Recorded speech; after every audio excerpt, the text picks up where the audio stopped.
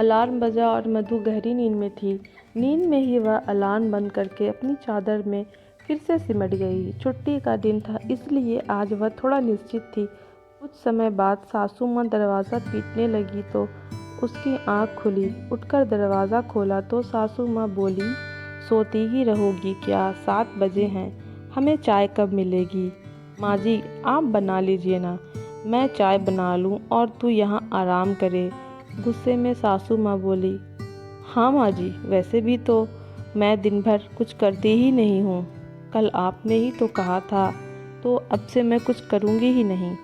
अब से सब लोग अपने काम खुद करेंगे। इतना कह वह फिर से सोने चली गई। इधर सासू माँ का पारा चढ़ गया। मुंह बिचकाती हुई वो रसोई में गई और चाय बनाने लगी और कुछ कुछ बड़बड़ाने लगी। रसोई में से बर्तनों के खड़कने की आवाज़ भी आ रही थी, मानो चाय ना बन रही हो बल्कि घर में बर्तन आपस में लड़ झगड़ रहे हो। महेश ने बर्तनों की आवाज़ें सुनी तो उसकी अभी आँख खुली और उसने मधु से कहा कि मधु उठो, लगता है माँ चाय बना रही हैं। हाँ तो क्या करूँ, तुम जाकर मदद कर दो। जिस दिन घर रहते हो थोड़ी बहुत मदद तो कर ही सकते हो। इतना कहकर फिर से सो गई।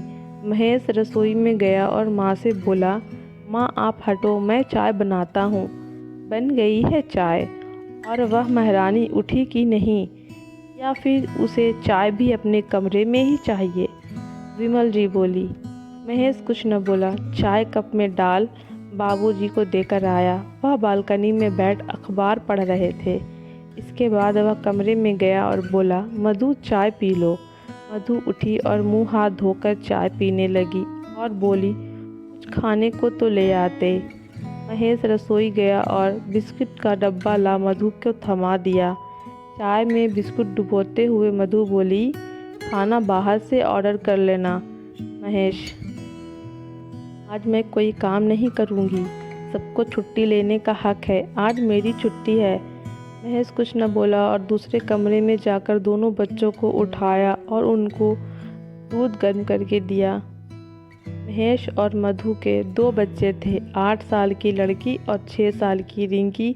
शनिवार को घर में खूब हंगामा हुआ था। रिंकी के स्कूल से महेश को फ़ोन गया था कि रिंकी पिछले 2 दिन से होमवर्क नहीं करके आती। यह सुन महेश को बहुत गुस्सा आया। वह दफ्तर से घर आया और सीधा मधु को खरी खोटी सुनाना चालू कर दिया। तुम करती क्या हो दिन भर? पूरा दिन घर में रहती हो और बच्चों को होमवर्क तक नहीं करवा सकती। सिर्फ घर के काम और बच्चों की जिम्मेदारी है तुम पर, वह भी तुम ठीक से पूरा नहीं करती हो। माँ को भी तुम्हारे काम से शिकायत रहती है, स्कूल से भी शिकायत आती है, तो फिर तुमसे खुश कौन है? इतना बोलने के बाद उसकी नज़र वॉशिंग मशीन पर पड़ी जिसमें कपड़े धुल रहे थे। मशीन को देख वो बोला, लो जी, अभी तक कपड़े भी नहीं धुले हैं, हद ही है मधु, तुम समय पर कोई काम नहीं कर पाती हो। इसी बीच सासू माँ भी आ गई और वह भी बोली, पूरा घर अस्त व्यस्त रहता है, कोई काम ढंग से नहीं करती। अरे भाई, इतना तो काम ही नहीं है घर में, और 2 बच्चे हैं घर में, उन पर भी ध्यान नहीं दिया जाता। इससे तो बस कीजिए आप दोनों, मधु बोली। पिछले 10 वर्षों से सब कुछ चुपचाप करती आ रही हूँ, कभी कोई शिकायत नहीं की, लेकिन फिर भी आप लोग कमियाँ निकालने से बाज नहीं आते। सुबह 5 बजे काम करने लगती हूँ, रात के 11 बज जाते हैं, दिन ख़त्म हो जाता है, काम ख़त्म नहीं होते। और क्या बच्चों की जिम्मेदारी केवल मेरी है? पिता के कोई फ़र्ज़ नहीं है क्या? तुमने कभी देखा है कि बच्चों ने समय से होमवर्क किया है कि नहीं? इतने वर्षों से मैं ही इनके होमवर्क करवा रही हूँ, तब तो तुमने कभी मेरी तारीफ़ नहीं की, और एक दिन नहीं करवाया तो इतना सुना दिया बिना कुछ जाने। 2 दिन से रिंकी बहुत ही ज़िद कर रही थी कि वह होमवर्क नहीं करेगी, और अगर मैं डांट देती तो वह रोना चालू कर देती। इसीलिए मैंने होमवर्क नहीं करवाया। बिना होमवर्क के स्कूल जाएगी और टीचर डांट लगाएगी तो यह अपने आप होमवर्क करेगी। बस यही सोचकर काम नहीं करवाया। और आज दिन भर बिजली नहीं थी, अभी आई है, इसीलिए मशीन अभी चलाई है। दिन भर में 10 काम किए हैं महेश, लेकिन वह तुम्हें नहीं दिखे। यह 2 काम जो नहीं हुए यह दिख गए। मेरी छोड़ो, तुम बताओ दफ्तर जाने के अलावा तुम क्या करते हो? बच्चों के स्कूल जाने से लेकर माँ बाबूजी को अस्पताल और यहाँ तक कि दवाई देने की जिम्मेदारी भी मेरी है। तुम तो दफ्तर चले जाते हो, पीछे से घर में क्या हो रहा है तुम्हें मालूम ही नहीं है। रविवार के दिन एक कम कह देती हूँ तो तुम कहते हो कि तुम्हारी छुट्टी है, और मेरी छुट्टी का क्या? लगातार 10 वर्षों से काम कर रही हूँ, एक दिन भी छुट्टी नहीं ली। मैं कल छुट्टी ले रही हूँ और सब लोग अपने अपने काम करेंगे।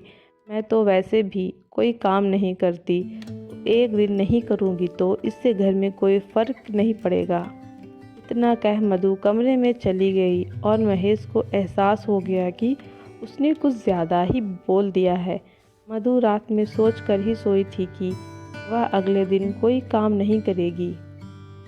जब तक लोगों को एहसास ना करवाओ कि हम उनके लिए क्या करते हैं, किसी को हमारी कदर समझ ही नहीं आती। महेश को गलती का एहसास तो था ही, और उसे समझ आ गया था कि कल की हुई बात से मधु कुछ ज़्यादा ही आहत है। इसीलिए उसने खाना भी रेस्टोरेंट से ऑर्डर कर दिया। खाना खाने के बाद महेश ने मधु को बुलाया तो मधु बाहर आई। खाना खाया और फिर से कमरे में जाने लगी तो दोनों बच्चे अपनी किताबें लेकर आ गए। मम्मी मम्मी यह होमवर्क करवा दो, और मम्मी मेरा प्रोजेक्ट भी बनवाना है, रिंकी बोली। तो मधु ने प्यार से दोनों बच्चों से कहा, बेटा आज के बाद तुम्हें होमवर्क भी पापा ही करवाएंगे। इतना कह वह कमरे में गई और सो गई। इधर विमला जी बोली, देख ले महेश, क्या ड्रामा लगा रखा है, एक भी काम नहीं किया सुबह से। तो महेश बोला, माँ हमने भी उसे नौकरानी समझ लिया था, कभी उसका हाल जानना चाहा ही नहीं। हर कोई काम करके थक जाता है, सबको हक है छुट्टी लेने का। आज मधु की छुट्टी है, वह कोई काम नहीं करेगी। इसके बाद महेश ने बच्चों को होमवर्क करवाया और प्रोजेक्ट बनवाया। 3 घंटे यूं ही चले गए। घर भी बिखरा पड़ा था और रसोई में बर्तनों का अंबार लग गया था। इसके बाद महेश ने बर्तन धोए तो सासू माँ मदद के लिए आ गई और बड़बड़ाते हुए काम करने लगी। तो महेश बोला, माँ मैं काम कर रहा हूँ तो आप फट से आ गई, लेकिन बहू की मदद आप कभी नहीं की। विमला जी कुछ न बोली, पर आज समझ आया कि घर में कितने काम हैं। शाम तक काम करते करते माँ और बेटा थक गए, लेकिन काम खत्म नहीं हो रहे थे। दोनों मधु के पास गए और बोले, माफ कर दो मधु, हमें अपनी गलती का एहसास है और अब से तुम्हें भी अपने हिस्से की छुट्टी मिलेगी। मैं कल से ही झाड़ू पोछा और बर्तन वाली रख दूंगा ताकि तुम्हें आराम मिल सके। तुमने हमारे लिए बहुत किया, लेकिन हमने तुम्हें बहुत निराश किया है, माफ कर दो। गलती से सबक ले लिया है हम लोगों ने। इधर सासू माँ ने भी मधु से वादा किया कि वह भी जितना हो सके उसकी मदद करेगी। मधु ने सबको माफ कर दिया। मधु खुश थी कि कम से कम घर वालों को उनकी गलती का एहसास हो गया। रात का खाना भी आज अकेले मधु ने नहीं बनाया, बल्कि सबने मिलकर थोड़ा थोड़ा काम किया। अगले दिन काम वाली भी आ गई और मधु को भी अब अपने लिए समय मिलने लगा।